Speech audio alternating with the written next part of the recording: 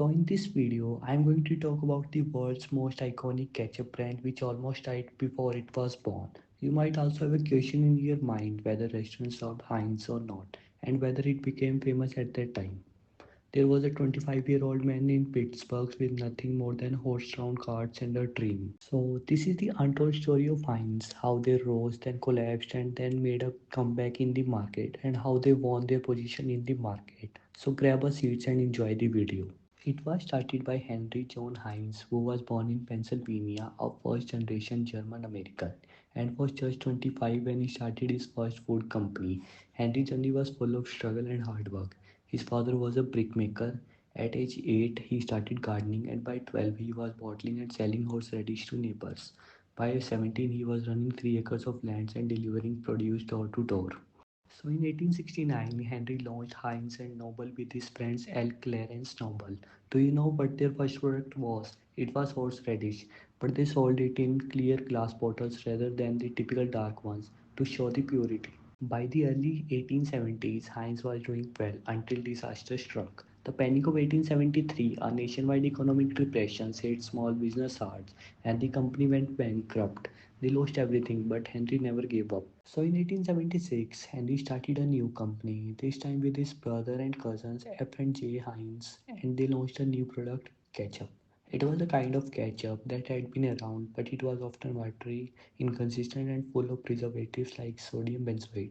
He had an idea: improve the product, not preserve it. He wanted a thick, rich, preservative-free ketchups, so he created a new recipe, and it worked, and it changed everything. The bottle even became iconic, with the title 57 varieties label and embossed glass. The product was so good it became outselling everything else. Here are the reasons why Heinz ketchups became successful.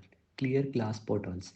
At that time, other competitors used brown bottles to hide poor quality, but they provide ketchups in the transparent bottle to show high quality services, and that become a symbol of honesty. Sampling and ads. Henry offered free offers at World's Fairs, sponsored billboards, and even used as the first electric signs in New York Times Square just for ketchup.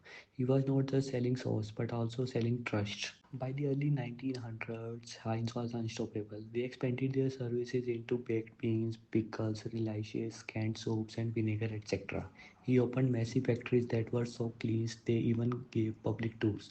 Then they started expanding their services to other countries and continents. In 1919, the founder passed away at the age of 74.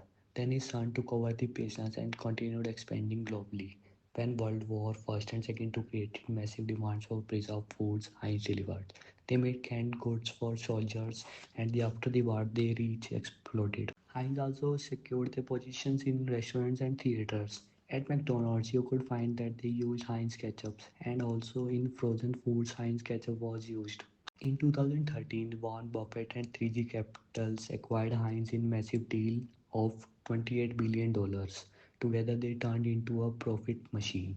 And after 2 years, they merged Heinz with Kraft Foods, created the fifth largest food company in the world, Kraft Heinz. In 2017, McDonald's dropped Heinz ketchups after 40 plus years due to leadership changes linked to Burger King. A massive blow, but Heinz did not flinch. They rebranded, launched new product lines like Sriracha ketchups, organic versions, deep and squeeze packs, even plant-based sauces. And they doubled down on international growth. If you enjoyed this video, smash that like button, hit subscribe and tell us in the comments what's your favorite Heinz product.